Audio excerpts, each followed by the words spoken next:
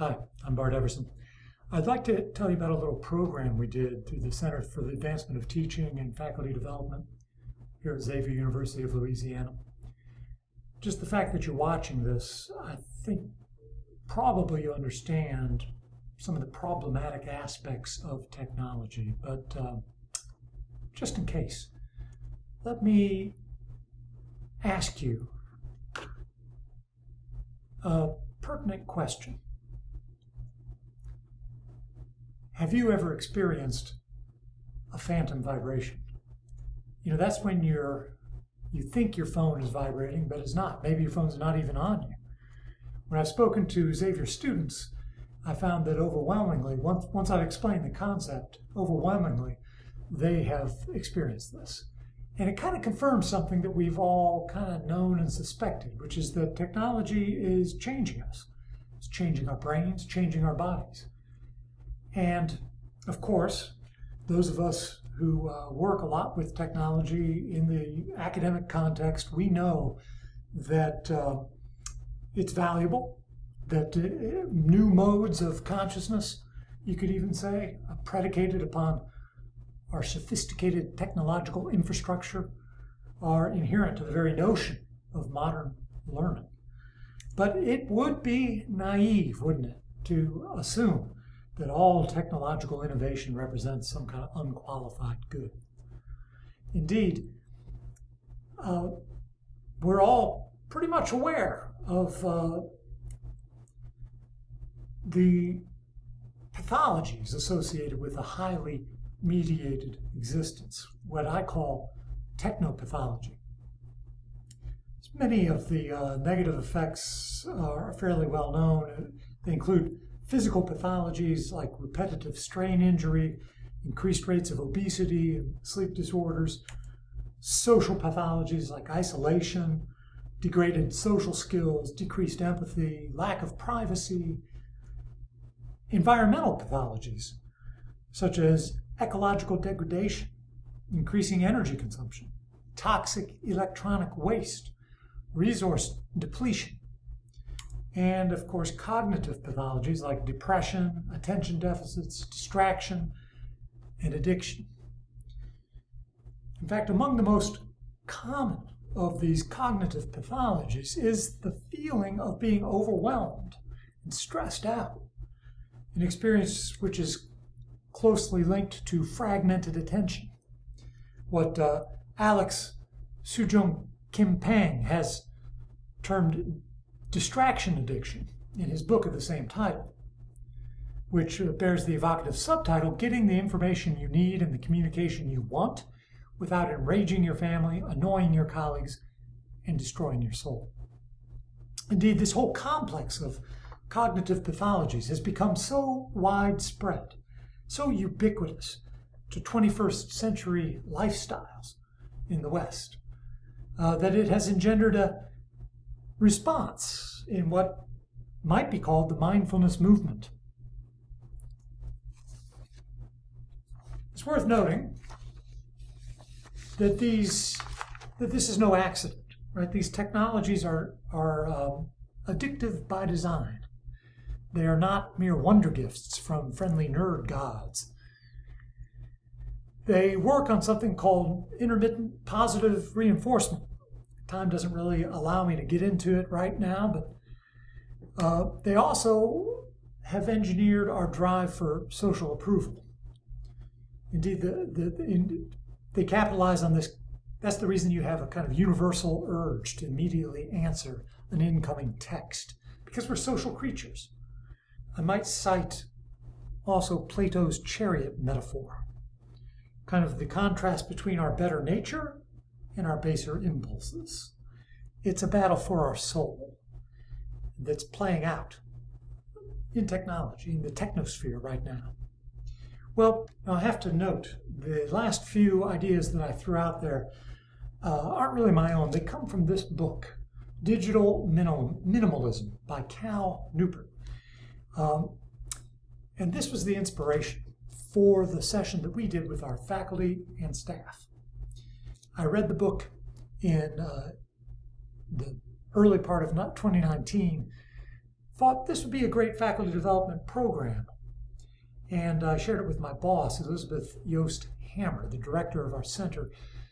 She read it too and felt the same way. And together, we tried out some of this stuff in April of 2019. And in the fall, we convened a meeting for faculty and staff. It was a half-day seminar. We started off with a little contemplative arrival practice.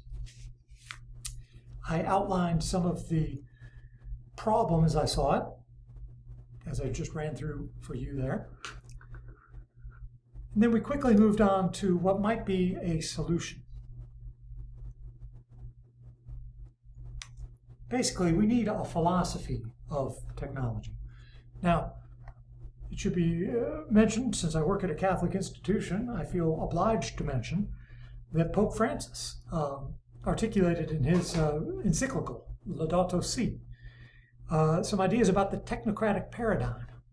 He defines that as a paradigm that exalts the concept of a subject who, using logical and rational procedures, progressively approaches and gains control over an external object. And if you contemplate this, I think it's a really powerful definition. But a critique is not enough. We need a philosophy of technology use. And that's where Cal Newport's ideas come in. His book, Digital Minimalism, is really the inspiration for the entire workshop and intervention, you could say, that we did here.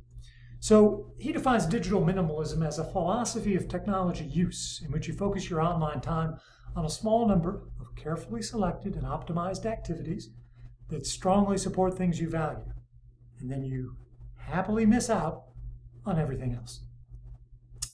There's 3 principles at work here. Number 1, clutter is costly. Like if you've got a cluttered desk, can't find anything. There's a price that we pay for being living cluttered lives. Number 2, optimization is important. We should think about how we use technology, but we don't because it's too new. And also, the attention economy is very kind of uncritical right now.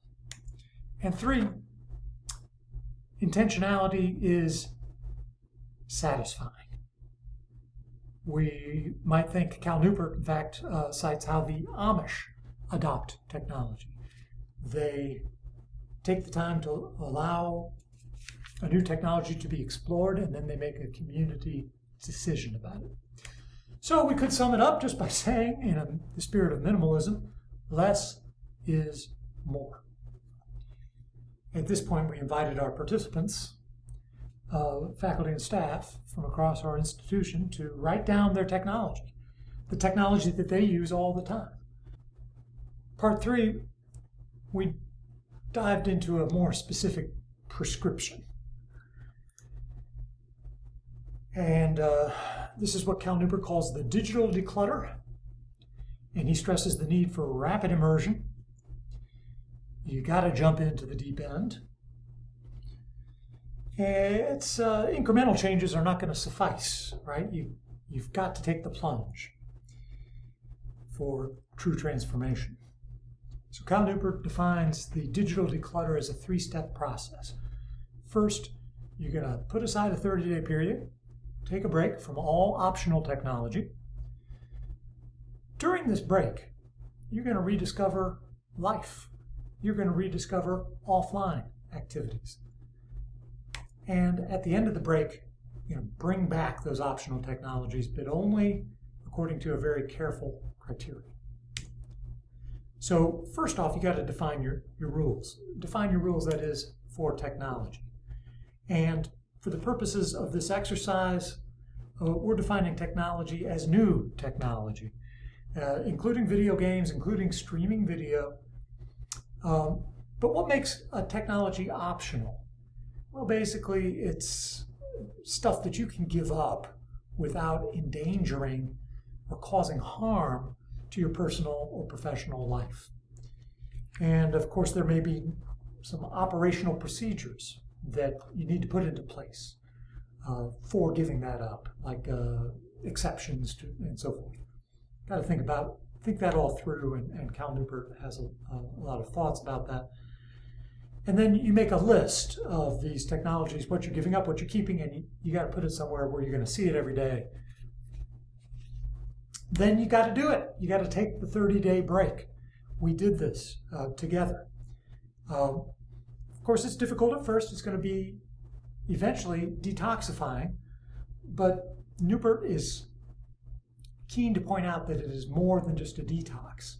You have to aggressively explore higher quality activities offline and aim to rediscover real satisfaction in life.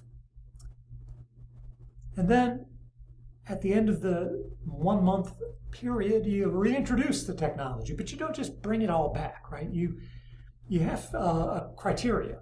In fact, there's 3 screening criteria that Newport recommends. Number 1, it's got to serve your most deeply held values. Any particular technology must serve your values. But number 2, it's got to be the best way to serve those values. It can't just kind of serve it, because if there's other ways to serve those values, you should use them instead. And finally, you have to have some kind of operational procedures, again, rules in place to constrain your use of that technology in some cases. So at this point, we had our faculty and staff come up with their lists, or take the lists that they had already come up with and sort them, defining what their operational or optional technology is, and their operational procedures that they were going to abide by during the 30-day declutter. And then we did the 30-day declutter. We asked everybody to commit to do it, really think it over, and are you wanting to do this? And everybody was in. So we did it together. We had a couple check-ins, but mostly this was kind of a solo exercise. Now we also invited and encouraged our faculty and staff to consider other practices for a digital minimalism lifestyle that would be sustainable. So for example, I'm going to run through these very quickly in the interest of time. Hopefully you'll get the idea. We encourage people to cultivate solitude, which Newport defines as time unentangled with other minds. Maybe leave your phone at home. Take some long walks. Write letters to yourself. Engage in contemplative practices. And of course, here at Xavier, we took this as an opportunity to promote our regular meditation series. We invited participants to rethink their connections, to think about connection versus, because connection is kind of an oversold idea, perhaps, in our technologically interconnected age. What about conversation, the lost art of real conversation? Cal Newport says you shouldn't click like, ever. He makes a very powerful argument for that in the book. He also recommends consolidating your texting and engaging in what we might call conversation office hours.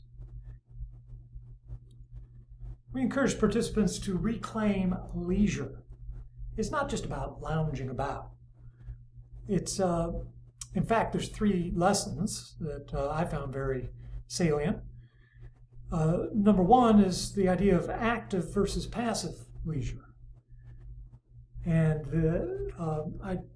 we show a person weightlifting here to show you could consider this kind of exercise to be leisure in a way, but it's also very demanding. Got to prioritize that over just sitting back and watching TV. Also, put a big emphasis on physicality, producing things, making things with your hands. Here's a picture of one of our faculty member actually in his workshop making all kinds of stuff. And It may sound funny, but how about games? How about activities that require real life, real world structured social interactions, like board games, not necessarily online games.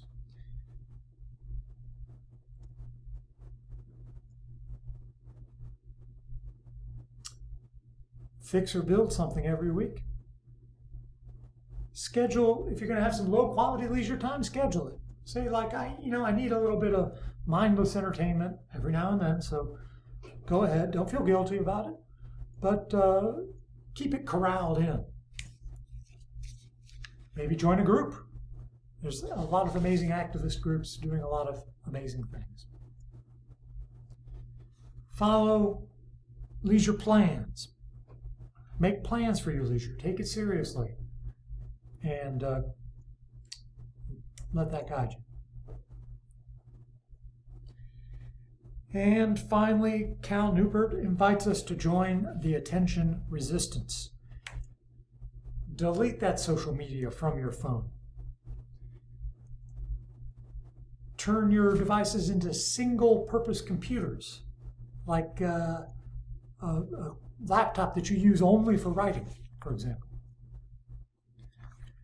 Use social media, if you use it at all, use it like a pro, meaning like a professional, a social media professional. You get in, you do what you set your goal to do, and then you get out. And embrace slow media, old-fashioned media. Maybe you subscribe to a print newspaper or a high-quality magazine. Dumb down your smartphone. Get a flip phone, or there's ways of actually removing functionality from your smartphone. Sounds crazy? Maybe it's not. And finally, we said to our participants, remember, time is money, but it's your time and their money. Indeed, social media is predicated on the idea of getting you to spend time so that massive corporations, massive corporate interests can make a buck off of your attention. Is this really where you want to be? Is this really what you want to do? Questions worth asking. So to sum up, finally, I do highly recommend Cal Newport's book. It is like a development program, and as you read it, you can think about how to promote these concepts with your population, be it faculty, staff, or students. We had hoped to bring this to our students in a special workshop with our honors program to start with, but the coronavirus, the global pandemic, and the shutdown, all the changes that brought about, kind of scuttled those plans, as well as some staffing changes that just happened to occur at the same time. And that brings me to one final thought. It's just in this pandemic age, we're finding ourselves kind of married to our technology more than ever. To me, that just means that these ideas are more important than ever. We really need to be more intentional than ever about our technology use. Thank you so much for your time and attention. And of course, if you have any questions about implementing these ideas on your campus, and you want to talk to me about it, I am available. Look me up at barteverson.com.